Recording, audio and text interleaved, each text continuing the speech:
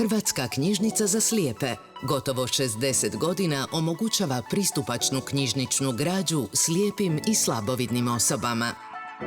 Uz vašu velikodušnu pomoć kroz projekt Čitajmo svi, povećali smo broj naslova u knjižnici. Ti naslovi bili su birani pomno, mudro u suradnji sa školskim i narodnim knjižnicama u Republici Hrvatskoj. Snimali smo zvučne knjige, radili smo EPUB format i pripremali knjige za ispis na brajicu. Tako da svako od naše skupine korisnika može čitati na njemu najlakšem formatu. Naslovi odabrani za realizaciju pružaju mlađim korisnicima veći izbor za čitanje iz užitka. Jako puno mi znači ti novi naslovi. Prvih 5 naslova do sada posuđeno je više od 100 puta, što govori o tome kolika je potreba. Svi naslovi realizirani u projektu pojavljuju se u fondu knjižnice prvi put. Drago mi je što stižu novi naslovi i to mi baš znači dosta.